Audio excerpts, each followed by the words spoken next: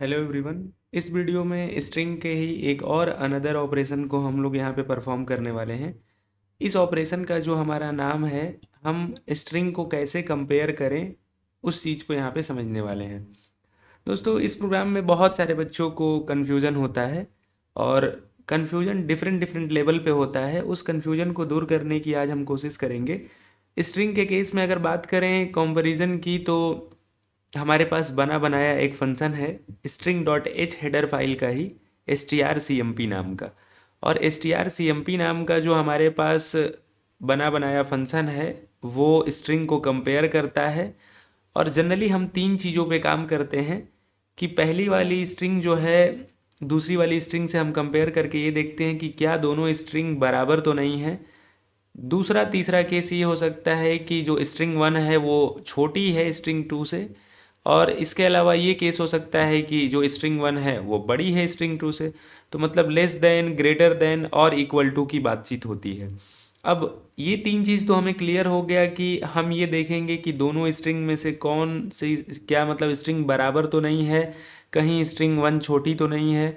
दूसरी बात करें कि कहीं मतलब स्ट्रिंग वन बड़ा तो नहीं है। लेकिन एक्चुअल में इसको कैसे कंपेयर किया जाता है? क्या ये सिर्फ अल्फ़ाबेटिकली होता है? आस्की कोड का रोल क्या है?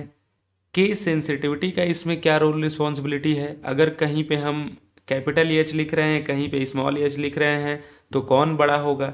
इन सारे कन्फ्यूज़न को हम लोग दूर करने की कोशिश करेंगे। सबसे पहले एक बेसिक सा प्रोग्राम यहाँ पे लिखा हुआ है कि str1 में हमने हेलो रखा है, str2 में वर्ल्ड रखा है और एक रिजल्ट नाम का वेरिएबल बनाया और उसी रिजल्ट में हम लोग कंपेयर करके डेटा को स्टोर करा रहे हैं। सो strcmp लिखा, str1 और str2। तो मतलब str1 को हम कंपेयर कर रहे हैं str2 से और कह रहे हैं कि अगर रिजल्ट छोटा हो 0 से तो कहो कि str1 is less than to str2।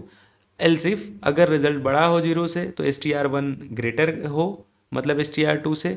मतलब अगर रिजल्ट 0 से बड़ा हो तो हम ये प्रिंट कराएं कि str1 हमारा ग्रेटर देन है str2 से। ऐसा नहीं होता है तो हम क्या कह दें कि str1 है इक्वल टू str2। बट ऐसे समझने से बढ़िया है कि कुछ इसके और एस्पेक्ट को हम लोग क्लियर करने की कोशिश करें। सो सबसे पहले इसमें कॉन्सेप्ट पे जानने वाली तीन चार बातें हैं। वो क्या क्या बातें हैं आइए ध्यान से समझते हैं। सो सबसे पहले अगर हम बात करें इसके कॉन्सेप्ट में, तो एक जो कॉन्सेप्ट पहला हमें देखना है वो केस सेंसिटिविटी का। क्या मतलब है इसका? कह रहा है कि the comparison is case sensitive, for example hello and hello are considered different string.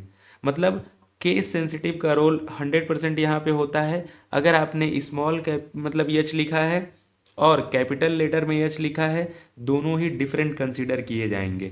दूसरा कॉन्सेप्ट इसमें है लेक्सोग्राफिकल ऑर्डर। लेक्सोग्राफिकल ऑर्डर का मतलब क्या है? स्ट्रिंग जो कंपेयर्ड होती है कैरेक्टर बाई कैरेक्टर होती है, किसके बेसिस पे? बेस्ड ऑन आस्क की वैल्यू। और जो कंपैरिजन स्टाफ होगा, मतलब कब ये कंपैरिजन रुकेगा? तब ये कंपैरिजन रुकेगा जब डिफरेंस फाउंड हो जाए। मतलब हमने लिखा पहले वाले स्ट्रिंग में ए, दोनों का ही फर्स्ट जो आपका कैरेक्टर है वो ए है, दूसरा कैरेक्टर बी है। मान लीजिए कि तीसरा वाला कैरेक्टर एक में सी है और मतलब दूसरे वाले स्ट्रिंग में डी है। तो यहाँ पे हमें दोनों जो वैल्यू मिली वो डिफरेंस मिल गई, अलग मिल गया। इस केस में क्या होता है कि इसको हम लेक्सोग्राफिकल ऑर्डर कहते हैं और इस तरीके से यहाँ पे कंपैरिजन होता है। सो पहला केस केस सेंसिटिविटी का है, दूसरा लेक्सोग्राफिकल ऑर्डर मैटर करता है, तीसरी अगर हम बात करें तो लेंथ ऑफ स्ट्रिंग मैटर करती है। अगर कोई एक स्ट्रिंग प्रीफिक्स है दूसरे वाली की, तो कह रहा है कि जो शॉर्टर स्ट्रिंग होती है उसको हम कंसीडर करते हैं less than as compare to the longer string.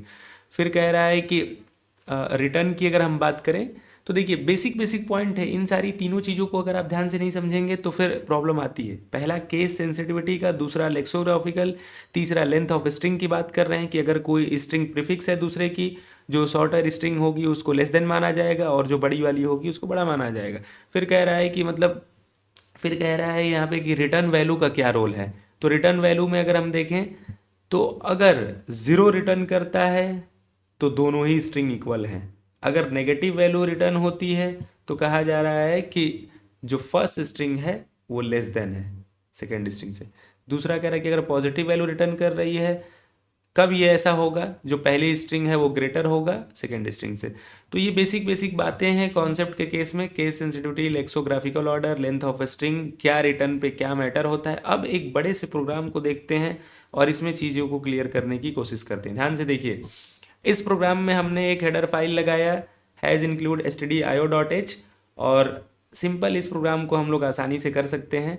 सो इस प्रोग्राम में क्या हम लोगों ने किया है, कैसे किया है, आइए देखते हैं।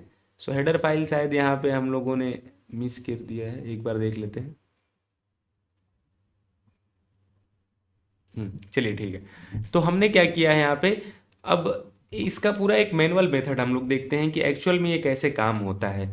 तो यहाँ पे हम लोगों ने इसी काम को पॉइंटर की मदद से कर लिया है, जिससे आप कैसे सच में कंपैरिजन होता है उसको आप आसानी से समझ पाएँ।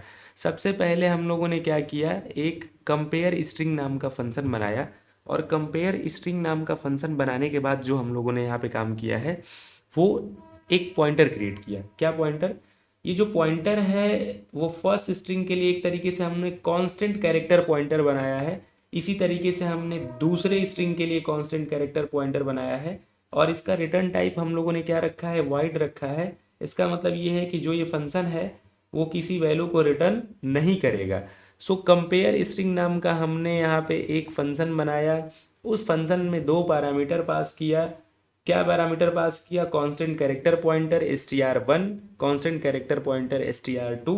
इसके बाद अगर हम बात करें तो कह रहा है कि ये जो फंक्शन है इसका जो मेन पर्पज होगा वो कंपेयर करना होगा दो स्ट्रिंग को। कैसे, कैरेक्टर बाई कैरेक्टर, और एक तरीके से डिटरमाइन करेगा लेक्सोग्राफिकल ऑर्डर, जो कि हमें बताएगा कि कौन सा स्ट्रिंग ग्रेटर देन है, कौन सा लेस देन है, और कौन सा इक्वल है। तो इन सारी चीज़ों को हम लोग यहाँ पे ध्यान से समझेंगे। और अगर बात करें तो अब कंडीशन हम लोगों ने लगाई है। कंडीशन लगाने में क्या किया है, हमने कहा है कि वाइल, क्या, कब तक लूप चलाना है आपको। सबसे पहले अगर इस प्रोग्राम में बात करें तो हम लोगों ने वाइल लूप को लगाया है। देखिए, कई सारे प्रोग्राम जब आप बनाते हैं तो ये आपके ऊपर डिपेंड करता है कि किस लूप से करना चाहते हैं। कुछ ऐसे प्रोग्राम होते हैं जो फॉर लूप से बहुत आसानी से बन पाते हैं, कुछ ऐसे प्रोग्राम होते हैं जिसमें वाइल का बहुत ज़्यादा रोल होता है। बट डिफरेंट डिफरेंट लूप का इस्तेमाल करके बनाने से लॉजिक थोड़ी सी हमारी ज़्यादा क्लियर होती है। तो वाइल लूप की अगर हम बात करें तो यहाँ पे क्या कर रहा है कि वाइल लूप हमने लिखा, फिर हमने लिखा str नॉट इक्वल टू, क्या लिखा है हमने, ये एक तरीके से जो लूप चलेगा ये तब तक चलेगा जब तक हमारा स्ट्रिंग नल टर्मिनेटर पे ना पहुंच जाए। ध्यान दीजिए, कह रहा है कि जब तक हमारा str1 नॉट इक्वल ना हो और str2 नॉट इक्वल ना हो किसके, नल कैरेक्टर के, तब तक हमारा ये लूप चलते रहना चाहिए। सो यहाँ पे आपने देखा कि एंड ऑपरेटर बीच में लगा है। आप सभी को पता है कि एंड ऑपरेटर अगर हम लगाए हैं दो कंडीशन के बीच में तो दोनों का ही एक तरीके से दोनों कंडीशन का ही सेटिस्फाइड होना या करेक्ट होना मस्ट है। सो str1 भी क्या होना चाहिए, तब तक चले जब तक नल कैरेक्टर के पास ना पहुंच जाए। str2 भी तब तक चले जब तक वो नल कैरेक्टर पे ना पहुंच जाए। और फिर यहाँ पे हमने यहाँ पे कंपेयर करने का काम किया, if str1 is less than str2, क्या करो, प्रिंट करो str1 लेस देन। दूसरा फिर हमने क्या कर दिया, यहाँ पे रिटर्न करा दिया। मतलब सिंपल सी बात है कि जब हमारे पास एक तरीके से ऑपरेशन परफॉर्म हो जाएगा कि कौन सी वैल्यू छोटी या बड़ी है तो तुरंत हम यहाँ पे रिटर्न कर दे रहे हैं प्रोग्राम को। एलसिफ लगाया है, एलसिफ लगाने के बाद फिर अगर ऐसा कंडीशन नहीं होता है तो क्या हो सकता है, अगर str1 बड़ा है str2 से तो आप प्रिंट करिए ग्रेटर देन। और हमें क्या करना है कि एक एक स्ट्रिंग को यहाँ पे इंक्रीमेंट भी करना है, जिससे मतलब हमें ये पता चल पाए कि जो हमारी स्ट्रिंग है वो लास्ट तक ट्रेवर्स हो पाई है कि नहीं। तो str1 को भी हम लोग प्लस प्लस कर रहे हैं और str2 को भी यहाँ पे प्लस प्लस कर रहे हैं, जिससे सारी स्ट्रिंग को कंपेयर किया जा सके, एक एक वैल्यू यहाँ पे आसानी से चेक किया जा सके। इसके बाद का प्रोसेस अगर हम बात करें तो प्रोसेस बिल्कुल ही सिंपल सा है। इस प्रोसेस में हम लोगों ने क्या किया है, इस प्रोसेस में हम लोगों ने बहुत बेसिक सा ऑपरेशन को परफॉर्म किया है। अगर हम यहाँ रीच कर जाते हैं तो कह रहा है कि जो एक स्ट्रिंग है वो ऑटोमेटिकली इंड हो चुकी है। तो अगर str1 इक्वल है किसके, नल कैरेक्टर के, और str2 इक्वल है नल कैरेक्टर के, तो क्या करना, प्रिंट कर देना कि str1 is equal to str2। ध्यान दीजिए, ये इसलिए कहा जा रहा है कि अगर एक ही टाइम पे दोनों स्ट्रिंग नल कैरेक्टर पे रीच कर रही हैं, इसका मतलब है कि str1 और str2 बराबर हैं।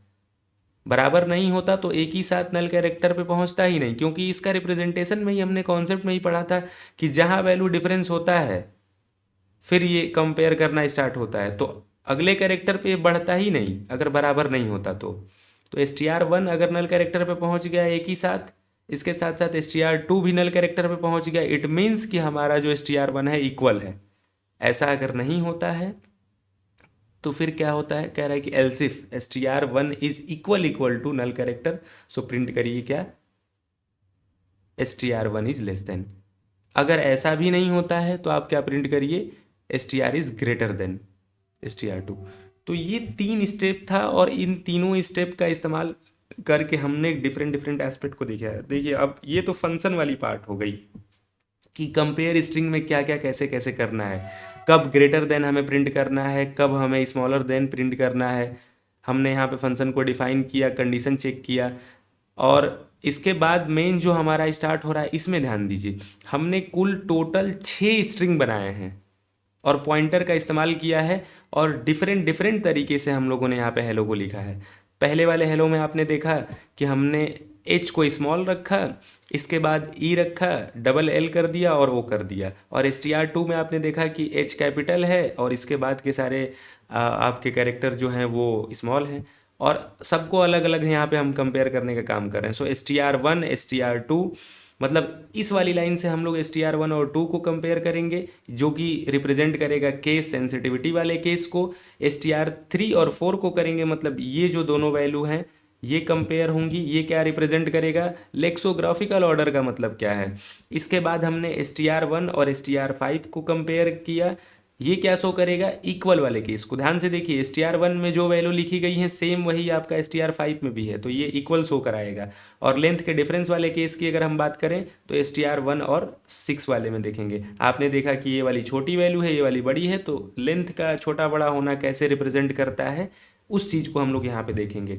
तो ध्यान से समझिए, ये थोड़ा सा हम लोगों ने पॉइंटर का इस्तेमाल इसमें ज़रूर किया है, लेकिन इसका मैनुअल मेथड है स्ट्रिंग को कंपेयर करने का। ऑटोमेटिकली हम सिर्फ एक छोटा प्रोग्राम आप यहाँ पे ऑलरेडी देख पा रहे हैं, पीपीटी में देखिए ध्यान से। इसमें डायरेक्टली हमने क्या कर दिया, स्ट्रिंग डॉट एच को लगाया और strcmp नाम का बना बनाया फंक्शन इस्तेमाल कर दिया, और दो में से किसी स्ट्रिंग को हम लोग यहाँ पे चेक कर लें। ये तरीका तो है ही स्ट्रिंग में, लेकिन एक्चुअल में इसका वर्किंग कैसे होता है, लॉजिक क्या होता है, उस चीज़ पे हम लोगों ने बात किया है। तो ध्यान से आपने ये देखा कि 3 इसमें केस होते हैं। अगर 0 रिटर्न हुआ तो मतलब जो कंडीशन आप चेक कर रहे हैं उस कंडीशन में कुछ ना कुछ वैल्यू रिटर्न होती हैं। क्या रिटर्न होती है, 0 ही रिटर्न होता है, और वही इसी चीज़ को बता रहा है कि अगर 0 रिटर्न हुआ दोनों स्ट्रिंग से तो इक्वल है। अगर कोई नेगेटिव वैल्यू रिटर्न होती है तो आप कहिए कि पहली स्ट्रिंग लेस देन है, और पॉजिटिव वैल्यू रिटर्न होता है तो ग्रेटर देन हमें मानना है।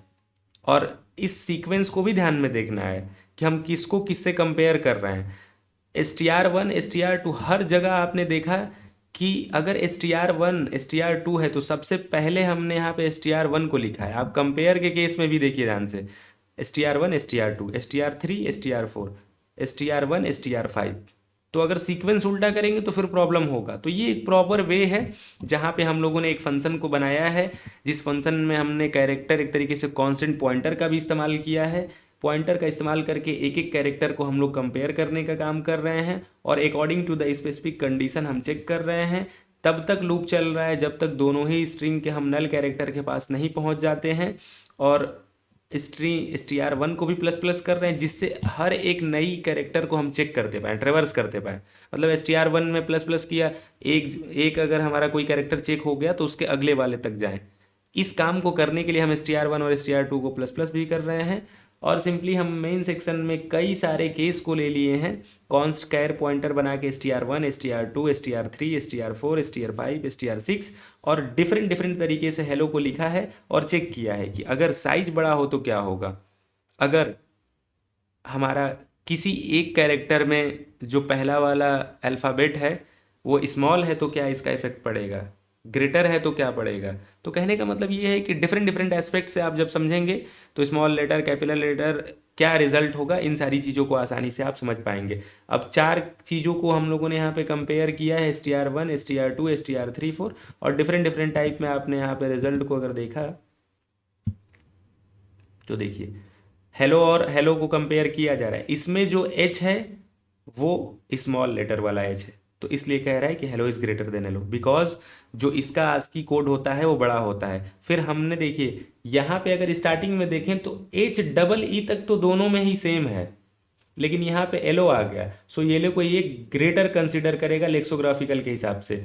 फिर कंपेयर कर रहे हैं हेलो और हेलो को, तो यहाँ पे आपने देखा कि दोनों ही सेम है तो इक्वल बता रहा है, और लास्ट वाले में आपने देखा कि एक तरीके से इसको छोटा बना रहा है, मतलब जो कह रहा है कि हमारे पास पहला वाला ये जो है ये लेस देन है इससे। तो आपने ये देखा कि एक इसमें मतलब एक्स्ट्रा होने की वजह से इस चीज़ को लास्ट में आपने देखा कि जो नल कैरेक्टर है कुछ नहीं है, जैसे HELLO, इसके बाद कुछ इसमें बचा नहीं, तो आप नल मान लीजिए, तो उसको यहाँ पे छोटा मान रहा है ओ से। तो डिफरेंट डिफरेंट यहाँ पे हमारे पास केस था, इस केस में हम लोगों ने स्ट्रिंग को कंपेयर कैसे किया जाता है इसको मैनुअल तरीका की तरह देखा, और ऑटोमेटिक तरीका वाला भी यहाँ पे PPT में प्रोग्राम है। तो आई होप कि स्ट्रिंग को कंपेयर कैसे किया जाता है डिटेल में आप समझ पाए होंगे, और इसके बाद कुछ और स्ट्रिंग से ही जुड़ा हम लोग नए टास्क के साथ मिलेंगे आपसे। आज की इस वीडियो में इतना रखते हैं, देखने के लिए बहुत बहुत धन्यवाद। जय हिंद, वंदे मातरम।